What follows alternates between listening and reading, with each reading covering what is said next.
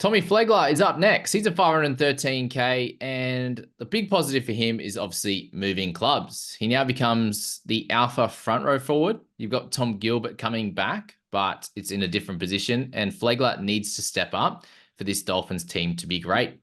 He was kind of the third important middle at the Broncos there, and we should see an increase in minutes. How many minutes is going to be the question. So if we look at him at over a 50-minute role, which there is only likely space for one of those in this team, we do see him have a 45 average. So that gives him pretty well close to 8 points of value, which is pretty close to 100K there, which is exactly what we are looking for here. Obviously has the bye in round 3, but that does give you a looper in that week as well, which can be very, very helpful in a round 3 when you probably have sort of 18 or 19 guys that you could look to be playing in your side. So that looper is going to be pretty important there. The big thing with him there is obviously the sin bins of that. So in all the games in over 50 minutes, it's a 0.3 sin bin rate, which is absolutely wild. And they do really need him on the park as much as they needed Felice Kafusi last year. That did hurt them as well. So I do think that's going to be something that he would know well enough about that he needs to get that down, given he is the most important guy in this team. Whereas for the Broncos, they could get away with him missing some time off the park. I just don't think that can happen here at the Dolphins. So if he reduces that a little bit, it brings it back closer to 10 points of value, which would be enough as a purchase in your side. Yeah, obviously taking the negative side here, the important thing to look at is the frequency at which he actually played those big minute games. Obviously, we know why they had Haas and Carrigan there who play big minutes, but I mean, did he play more minutes because he got sin bin, so he had an extra sub, or does he get tired and frustrated and do something stupid when he plays more minutes and end up in the sin bin? It's probably one or the other. But I had a bit of a look at the Dolphins rotations, and it seems like there's a role there for a 55 to 60 minute guy, which will obviously be Gilbert. And then there's a role there that the next highest guy was sort of ranged. It was kind of more like 45 to 50 than it was 50 to 55 last year. I don't know if that was a function of personnel. But, the thing is with the Dolphins is they actually have old forward pack, but there's a lot of guys there who are capable of playing minutes, and a lot of guys that perform better over a longer stretch. So my concern with Flegler is if that sample that you were looking at before, over 50 minutes, if you pull that down to 45, his average goes to 42.7 in 50 and a half minutes, and that's losing 0.8 points per game to sin bin. So, I mean, even if you put that back on, it still only gets you to sort of 43 and a half, which is priced at 37. So that's kind of only 6.5 points of value, similar to what we were sort of discussing earlier with Brandon Smith, that it may just kind of not quite be enough. And you really want to see him pushing that 50, like minimum 50 rather than, like hitting 50. So it's kind of a line, and the trials aren't going to tell us anything. So it's really going to be a gut feel, for that. I mean, the other part of it as well is, do we see his PPM with a little bit of an uptick now that he is going to get asked to do more work with, Haas and Carrigan, obviously being, being guys who get through a lot of work. So, maybe we see a slight sort of increase in his PPM to sort of compensate for that, and there's sort of a limited amount of tries there as well. I mean, it's the concern is, we've sort of brought it up with a few other players where you've highlighted it. In this sample of 45-minute minimum games, there's 18 games over the last 2 years, which is a pretty healthy sample. And in that, there is 1, 2, 3, 4, 5, 6 out of 18 games. So a third of the games are under 40 points. So, where you got a guy with a 37 break even, if he puts 2 mid-30s scores in a row together, or low 30s, like there's 2 right next to each other here, a 32 and a 38. If he does that, off the bat, you're going to be you're losing money, not gaining it. And then it's kind of in the rolling average. So with 33% of games being sub 40, it's likely that you're going to have one in there spiking your price rises. And I think you're much better with a few other guys, like your Tavita Totolas of the world, personally. Yeah, definitely. And just a little side note on that, the guys that we have, we're kind of like stretching them to get that 10 points of value, right? They have all been in that 500K to 600K range. And I know personally last year, that is a range that hurt me with guys like Egan Butcher. So it can work out for some, but it can be a bit of a failure and no money made, or even some money losses with some other guys. And Flegler could be the money maker. He could be the money loser or the plotter as well. That doesn't help you at all. And is fairly expensive. Like anything over 500K in your starting team, as we know, there's not many guys in our side that you can slot in sort of over the 650, 700K mark. It's like 3 to 4. So the guys in the 500K, that range, there's likely room for maybe 2 of them. So, and are they, guaranteed to go well? And a lot of the time it's not. So something to note in your side. And there you go. Speaking of a 550K bloke, Shawnee Lane there. Get into the positives for Shawnee. Well, it's funny actually that he's the next guy up. I didn't know this is a happy coincidence. Yeah. I just got my team up on my other screen here, and I obviously precipitated from the conversation earlier about Kyle Flanagan. I switched Kyle Flanagan out and put one Sean Lane in. So, Wow. it's happy coincidence that he's up. Obviously, I sort of mentioned when we were talking about Penasini, Sean Lane's 2022 season, where he just absolutely exploded for the Eels. Taking a little bit of a side detour, one of the quality assurance things that we did in our projections this year is we actually have been looking at the correlation between average team fantasy points per week, as in like per club, Cowboys, Eels, Dogs, whatever. The correlation between fantasy points scored on average per week and real life ladder finishing position. Mm-hmm. And what we found is over the last 4 seasons, every single team that's been a top 4 average projected scoring team has come in the top 6. Okay. And based on our projections, the Eels are a top 4 projected team.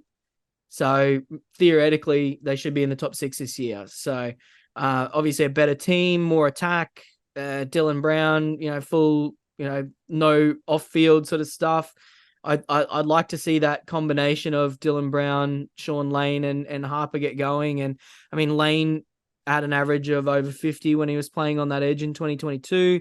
But even before that, he was a pretty solid scorer. So, if he's playing a 70 to 80 minute role on the edge, he's a weapon. And obviously the biggest problem that you're going to have is trying to squeeze all these Eels players into your team. Yeah. Especially if you're looking at Moses too, mate? Yeah, between Moses, Lussick, Penasini, Sean Lane, there's a lot to like there. So, and Hopgood is actually a sneaky little bit of value as well, potentially. Oh, yes, he's going to be good regardless, isn't he? So, yeah, I suppose you're looking at last year, guys, and the big thing here is the reason why he's been priced up, unfortunately, at that 41 break even is just based on his scoring last year when he got those big minutes. So they've got him at 40. Is what he averaged, and no attacking stats in that, but there was good reason for it. It was because, Dylan Brown was there, so there's no issues there. He did not look the same player, and that is the big worry coming into 2024, is that he comes out and looks very similar to last year, or maybe a tiny bit better. But that tiny bit better, does that get into a 44 or 45 average and a good 5 to 7 points below his 2 best seasons with big minutes? Or does he actually come out and look great? You really want to be looking at the trials with Lane. And if he doesn't look anywhere near what he did in 2022, even like 10 to 15% worse than that would still be okay. If he looks sort of 25% less than that, looks similar to last year in any way, then there is some good reason to think that he will plod in sort of the mid 40s and only be sort of 4 to 6 points of value for your side. And again, in that mid 500s price, it could be a little bit of a waste for you. So it's important to remember with Sean Lane that he had that jaw fracture in the late stages of the preseason. And I think he lost like 10 or 15 kilos just from not being able to eat. So that obviously changes his playing weight pretty dramatically, and you see that in the lack of attacking stats. And then obviously before he could get going, he had a was it hamstring and then a dislocated elbow. Yes. So it's bad injury luck for him, and obviously there's a lot of upwards potential. He's my massive trials watch. He's one of like 3 players that I like have to watch and see. And then it's a big question to see, does he make the side? Okay, Nico Hynes.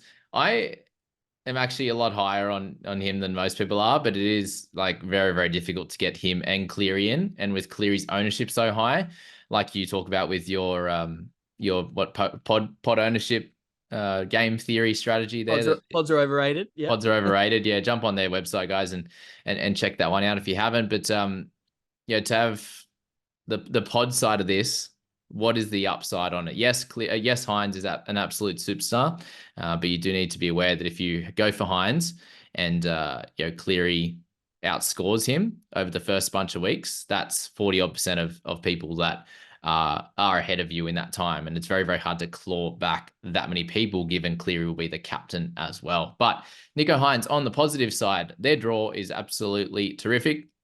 Obviously, Warriors to kick things off is the harder one, but that the Warriors aren't one of, what last year were the 2 hardest teams to score against, being the Panthers and the Broncos. So not a big worry for him there. What we are looking at with Hynes, though, is a player and a team that for a lot of last season looked pretty clunky. And I definitely see some upside on the Sharks, given they regressed a little bit last year, and sort of the 3rd year together now.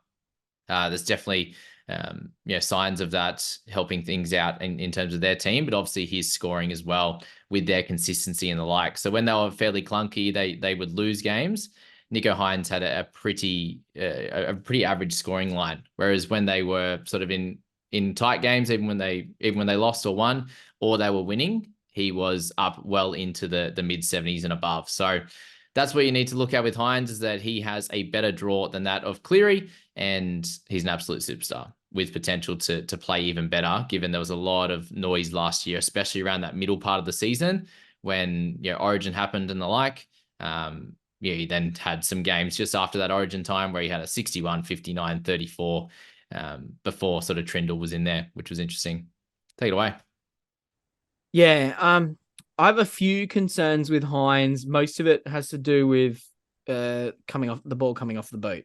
So obviously we know he's an attacking weapon. We know he's a superstar, great guy, great player. Last year, he actually gave up the goal kicking to Braden Trindle in parts of the year. And I think he was carrying some sort of injury, which is why he did that. But I guess the larger point is, if it happened last year, there's nothing to say that it won't happen again when you got a viable second option like Trindle, who has an 80+% goal kicking season under his belt. And I mean, last year it was 72, which is not great, but that was kind of not being the regular kicker though as well. So I guess my concern is there, like the goal. If Hynes was to lose the goal kicking, that would be just a huge problem, because that was 8 points of his average last year. But then even assuming that he keeps the goal kicking, Trindle absolutely kicks more than what Hynes does. And in the last game of the season, Trindle actually had more kick meters than what Hynes did. Once again, could have been that he was carrying an injury, but Hynes averaged about 400 kick meters a game last year. If that was to go down to 300 even and keep the Lions share, that's 3 points, which is actually 6, because you should have the captaincy on him if you got him in lieu of Cleary. So I mean, the draw is a big one, because he is an absolute flat track bully. That's 100% confirmed that he does beat up on bad teams. I think he had an average of like 80 something against bottom 4 teams last year. I'll actually just confirm that, but yeah, he's just an absolute superstar. So it's the big concern for me is if he was to lose the goal kicking, and keep an eye on the tries for that, because that's a red alert, panic button, air raid siren if he's not kicking goals. But even still, all it takes is for that average to move from 73 down to 69, 70, and Cleary averaged 76 if you take out that sin bin game or send off game. Was it? No, it was a hamstring injury. Hamstring. Yeah, so if you take that out, he averaged 76. So that's the downside for Hynes. Beautiful. And then Cleary, positive side for him, mate.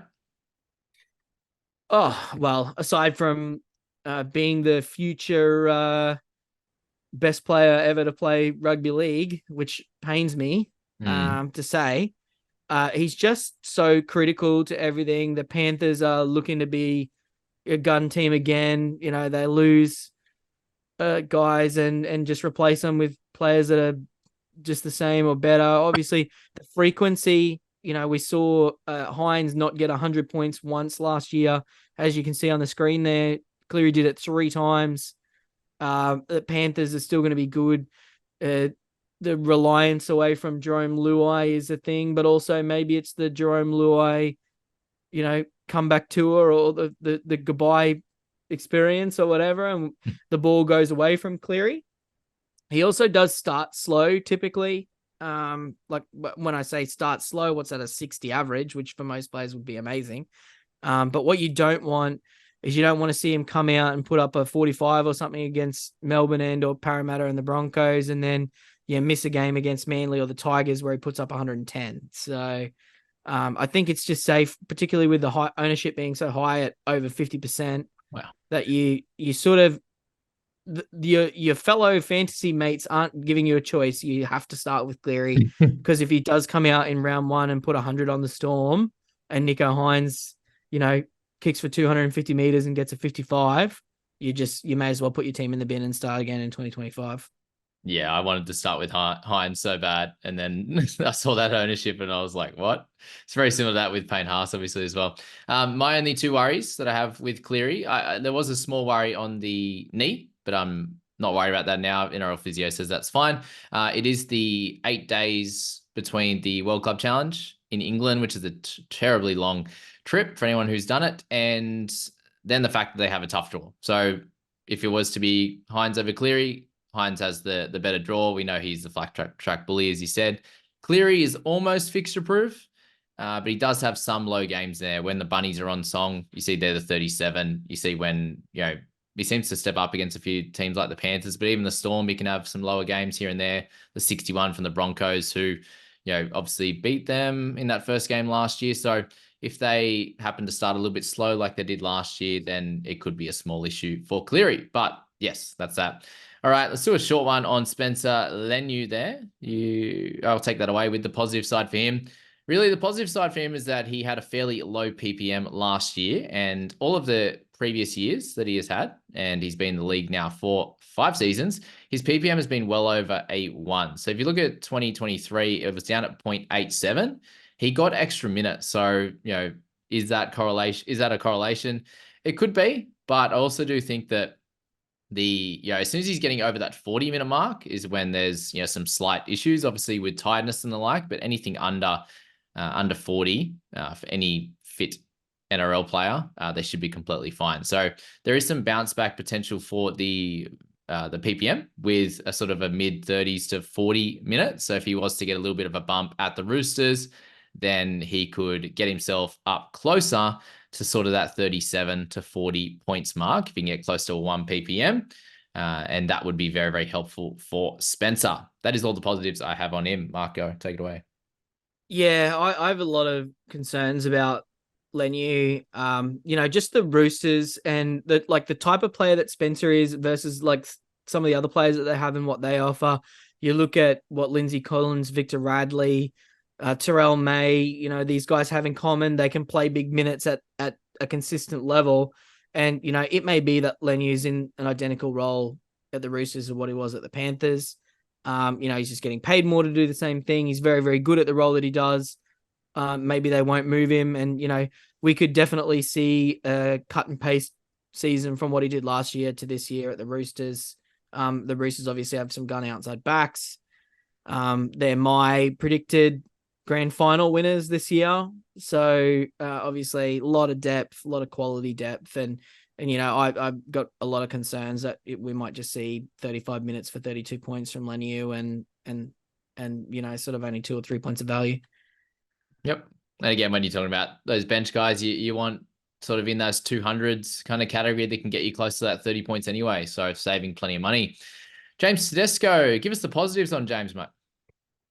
Yeah, I actually am quite up on Tedesco. There's no way that I'll start with him just due to my plan at wing fullback. Actually, no, that's not true. But it would take a lot. It'd take a lot for me to start with him. But obviously, the Roosters, they're a gun team. Tedesco's a gun player.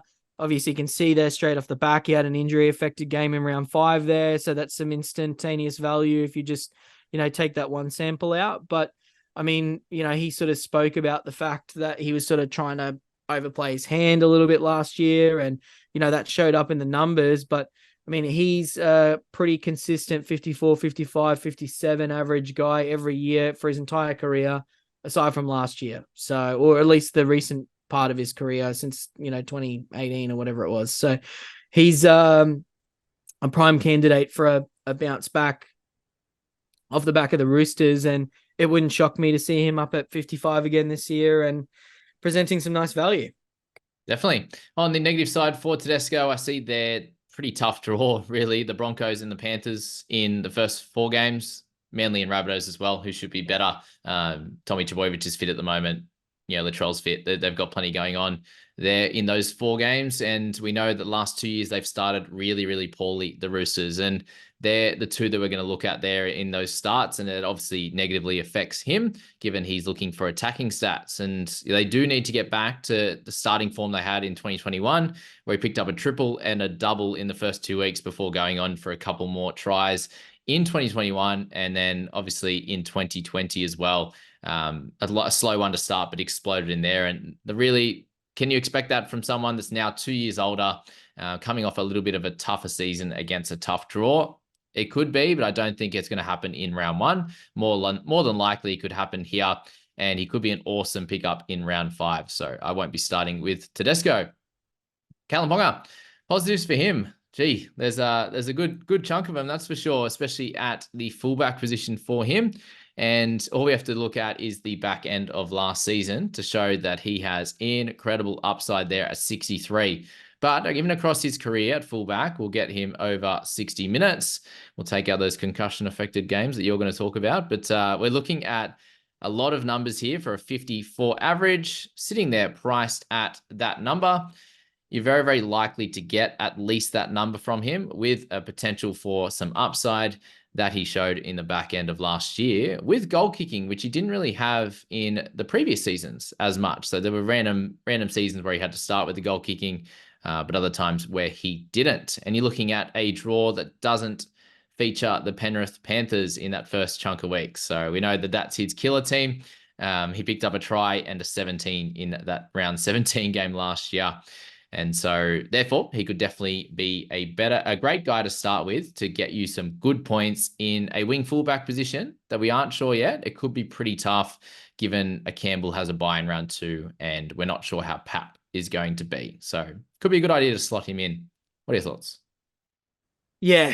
I mean, obviously you did some of my dirty work for me and talked about the concussions, but I mean, at the end of the day, every player is a chance of getting a concussion. He's definitely a higher than average chance of getting one, but let's not sort of sit there. Looking at Ponga's career, since 2017, this is fullback 71 plus minute games. His attack per game on average is 25, 28, 27, 29, 30, 26, and then 38 last year. So he had a massive explosion in his attack, which just happily coincided with the Knights just absolutely demolishing a bunch of bad teams. And, my concern is with Cogger coming in and potentially taking the role of Gamble and, seeing, Fitzgibbon's gone and Frizzell's allegedly moving over to the left, and we're going to have a Kai Pierce Paul. And, obviously Gagai had an absolute ripper season last year at 55 average at center, which is just ludicrous.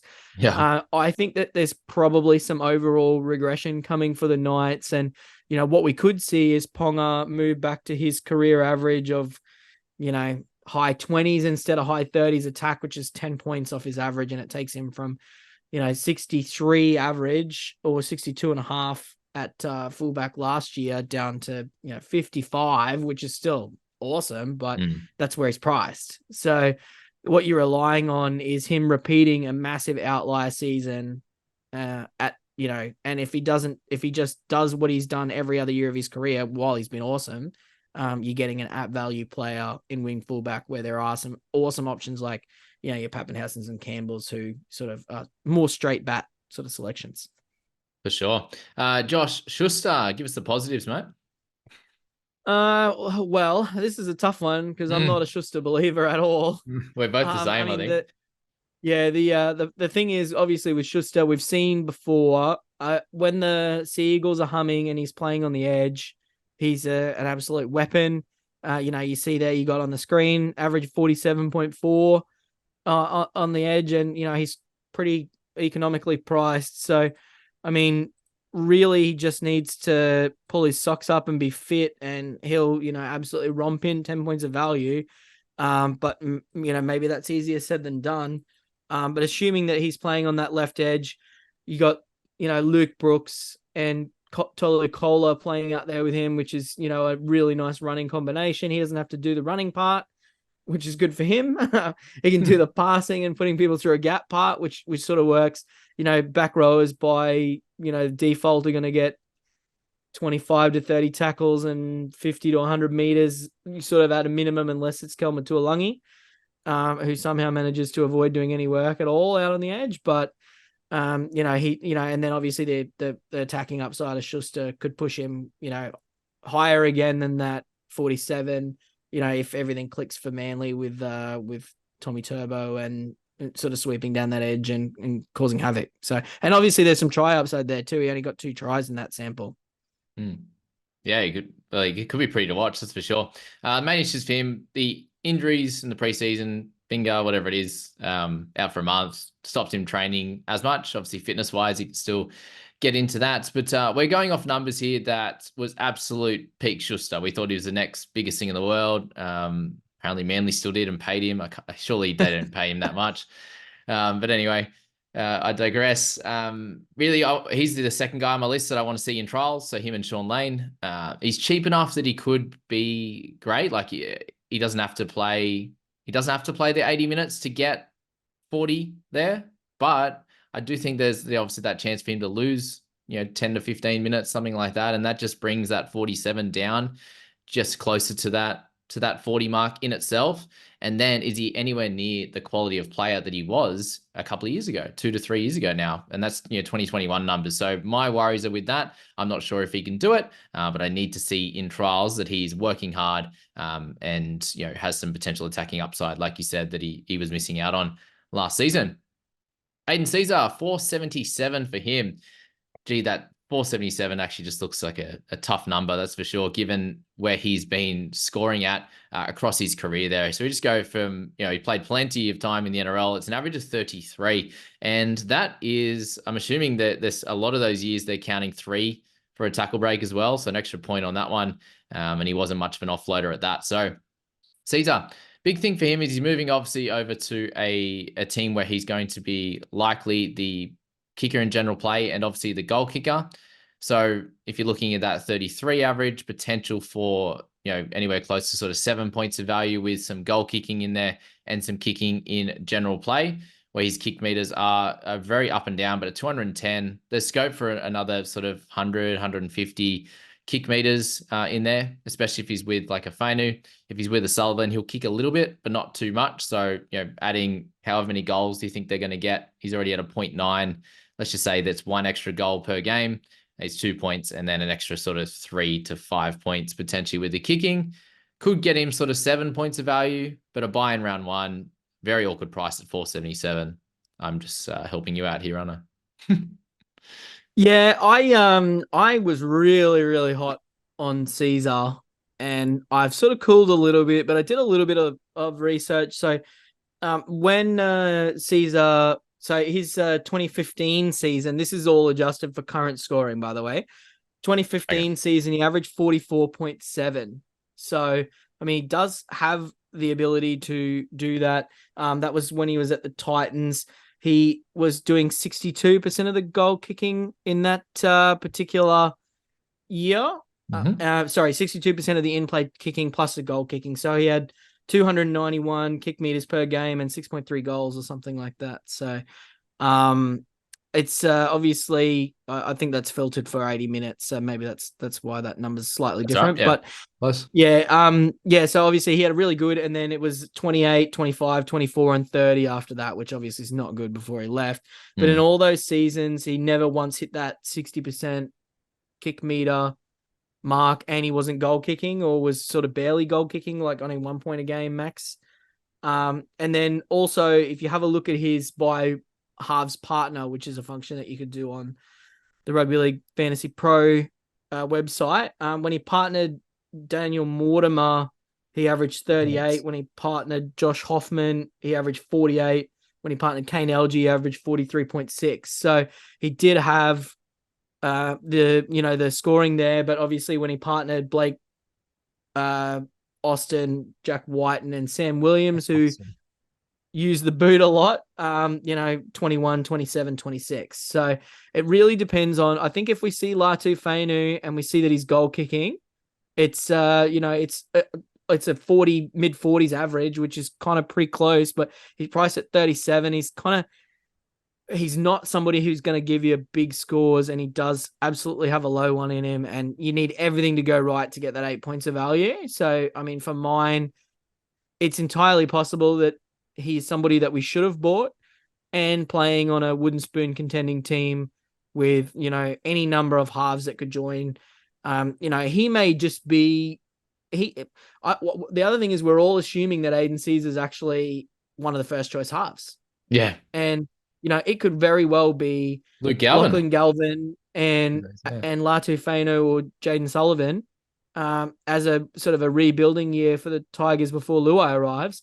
And, we have Fainu, Sullivan, and Galvin competing for one spot and on the merry-go-round, and Caesar's just there in a, he's playing reserve grade and he's a body at training, similar to what James Tamu was for the Cowboys. So it's, I don't know. It's like, I like Caesar, but I can't see anywhere that I would start with him. Yeah, he needs to, if he was 300 something, to be all right. All right, let's push through these last few there, about 5 minutes. CY Wong, 444. Give us the positives there.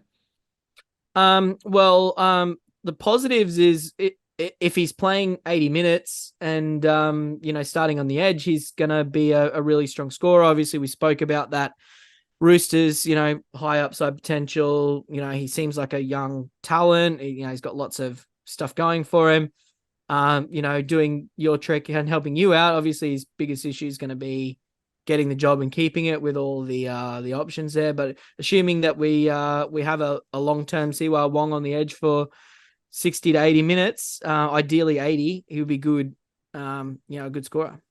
Yeah, priced at 32. It is hard to miss on him, but obviously, the minutes is a big worry with that team. Obviously, getting that starting spot, keeping it, and really just those games that he did play in the final series, where it was a bigger minute game, and then there was a 49-minute game, and the worry is with that bench that he could have some 50-minute games, and he has a 30 in him, and then other games he'll have a 50 in him. So again, the volatility on that is probably the big thing with him, but it's hard to miss if he's in that starting spot. I think if it is a 60-minute average, some games 50, some games higher than that, I think that's going to be enough to get him a 40 with some attacking stats in there for sure.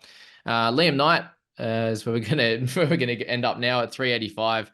So really the positive for him is that he has not had a really a good season where he's been well trained really well as well. And he's come out and said that. He's been honest with where he's been at. And he comes to a team where he is needed to do really well. He wasn't that guy at the South there, apart from sort of 2020, where he had some really good games there and he kind of strung a bunch together. These are all games here under 40 minutes. He went 45, 41, 33, 40, which would would be enough to be very, very helpful with a break even of 28. So if he is that starter in round one, with them having a sort of a fairly solid buy schedule, he gets 6 games at the start of the season for you to make some cash on him, and he's probably a sell from there anyway before his buy, or use him as a looper and go from there. So Liam Knight under 400k is a bit nicer than in the 400s if you do need to save that extra bit of cash.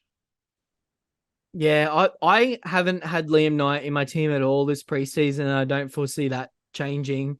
My big concern here is just the availability of minutes. I know everybody's saying that the Dogs don't have any middle forwards, but they've got 2 guys who can comfortably play 80 minutes on the edge, and Curran who can comfortably play, his average at lock is 75 minutes. So, if you look at those 3 players, all of a sudden you've got, 2 starters and 4 bench guys for 160 minutes.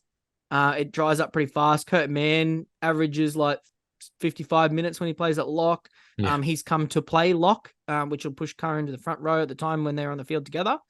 And my concern with Knight is I don't think that there's real minutes upside when you also consider, what we saw last year with Jacob Preston.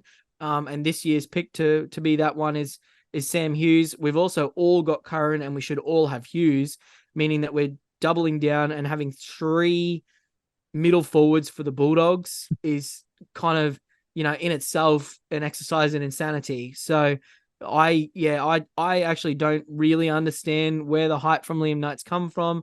I've got him doing like 35 minutes for 32 points or thereabouts, and sort of not really presenting a huge amount of value. Because, the thing is there, like if you take that filter and put a maximum 50 minutes on there, I suppose he doesn't play many games more than that. But you pull that down, it's, 35 average in exactly 40 minutes. Was he priced at 27 or something like that? 28. Any lower than that, as you said, 35 minutes is the worry. Yeah, it's pretty. Even that 40-minute sample for 35 points is kind of not really there. It's a punt, isn't it? Because we won't really know either unless coach comes out and says he's going to be the starter. He's going to get the 40 plus. Because if he's under that, it's a wasted pick, isn't it? And you may as well just go on. There are going to be cheapies that come up as well, guys. So just remember that. Like, it always happens in the last sort of 2 weeks and around trials that there's injuries as well. We just haven't had any injuries really in the off season that are keeping people out long term, or even for the first month of the season or something. So that's going to happen. There will be cheapies, and that's where these kind of guys like Knight fall by the wayside, and we don't really talk about them. The Spencer Leniu and stuff. It's like, oh, they're just too much money compared to this 280k guy that I can grab, or 230k guy, like that Dylan Egan from the Dragons. So, mate, big thank you for coming on. I hope that brought some clarity to everyone, and go check out the NRL Fantasy Amateurs on their podcast and their website as well. I appreciate you coming on, mate. No worries. Thanks for having me. Go the Cowboys.